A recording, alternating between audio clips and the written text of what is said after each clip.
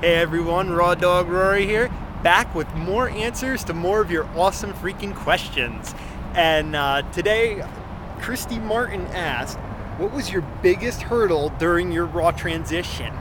I'd have to say for me, the biggest hurdle during my raw transition was a lot of the recipes that I would stumble across. Really awesome, and they were really inspiring. They sounded really cool. They sound like they'd be delicious. But when I would go to like source out the ingredients for them, I'd go to my local health food stores, I'd go to, grocery stores, whatever was around in search of some of these exotic ingredients and could not find them. And it was, it's like you look it up online, it's like, okay, I gotta order something from one place, something from another place. It's gonna end up costing $30 to throw together one dinner, just for the stuff you gotta get through the mail order, not to mention the fresh ingredients. So that was a bit frustrating for me when I first got started in raw foods. But, I just rolled with it. I used the recipes as like a base for my inspiration.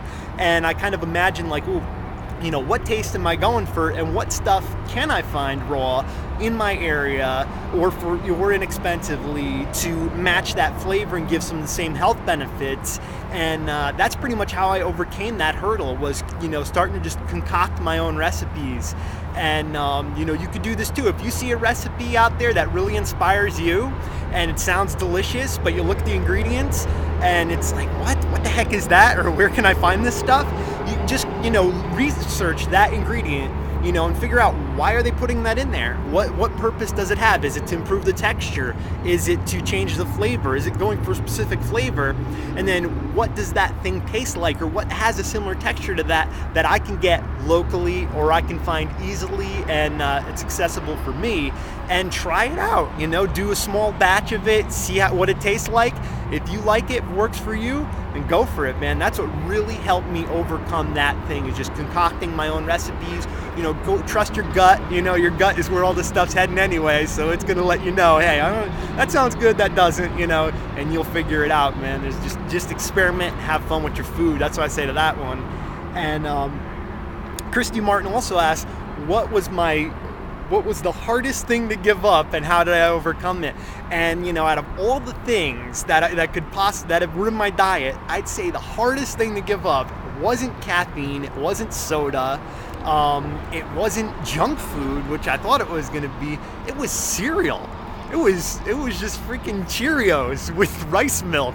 That was the last thing to go. It was the die-hard thing. I'd have a big bowl of Cheerios with rice milk all throughout my transition. That was the last thing to go. And a lot of research I've done into that now is like starches can be addictive because they have opioids and this and that, and it's that texture, that mouthfeel to it.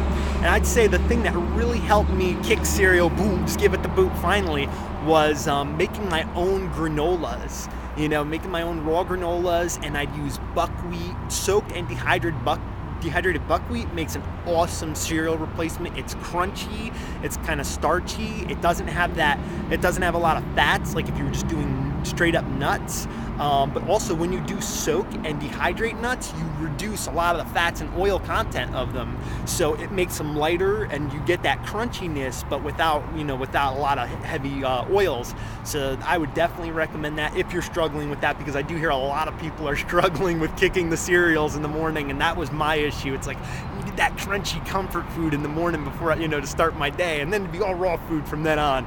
But just experimenting with even doing a little bowl of the raw cereal with like almond milk and a little bit of the other crap, and just like weaning away from it. I kind of did that too, and it really works. So if you're struggling with cereals, it's one of the best things I can advise you to try out.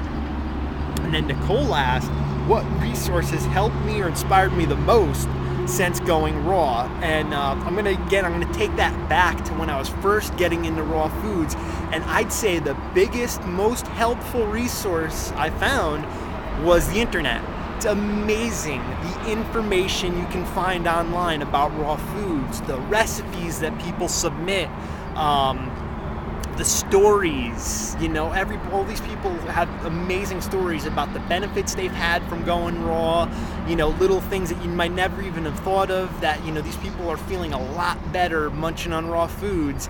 And, it's just really motivational. See how other people are coping with it, see what inspires them, and to see people's awesome recipe photos and food photos. And I love sharing my stuff too. That's kind of what got inspired me to do it. I seen all these other people online sharing their stories, and I thought, this is awesome. I want to contribute to this, and I especially wanted to contribute the rest of these simple recipes that were working well for me, to help others. Like, hey, if you're struggling with some of those more complex things, give this stuff a try. It's working for me.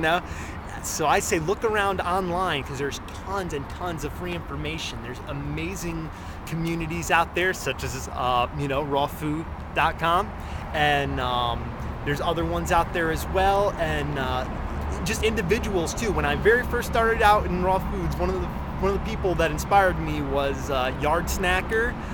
He just had some amazing videos, very artfully done, beautiful photos, just really super psyched me up even more about my raw transition.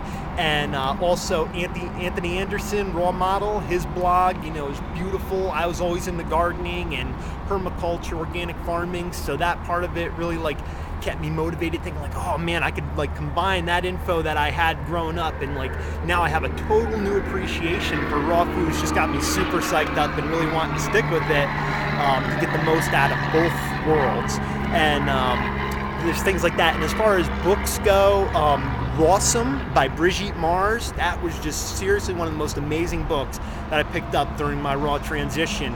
And she breaks down a lot of the health benefits of the specific foods, tons of recipes, very simply put together, and it's just a really awesome read, and it really goes in depth about all the benefits of going raw, and that's what I love. And I recommend to you, look at some of the benefits, look why does raw food rock so much? The more you look into it, the more you're going to find, the more you're going to be psyched up to be eating more raw foods. So it's freaking awesome.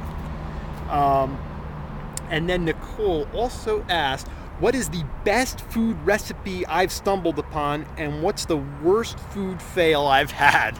I'd say the best one I stumbled upon when I was first getting started was I started concocting my raw energy bars, grinding up the nuts and seeds and combining them with dates and making my own little raw energy bars that I can bring with me to wherever I was going, so I'd have something on hand.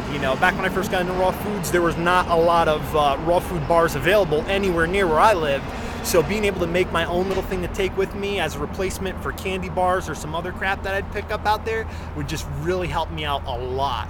And my worst food fail was this recipe. I can't even think of the exact name of the recipe, but it was supposed to be a curried carrot and cauliflower loaf, and it sounded delicious when I first read it, and I was like, all right, let's give it a shot. It was one of my first attempts at raw recipes, so I'm like, okay, they sound like they go good together, let's give it a shot. Made this big old thing while Amanda was at work, and I tried it. She came home, she tried it. It was not a winner, but that's it's just a learning experience. Anytime you have a recipe that comes out a total flop, just go for it. Just roll with it. Try something else new another time. You'll definitely find more things that you love than ones that you don't. So keep rolling with it. And thanks for the awesome questions, everybody. Peace out.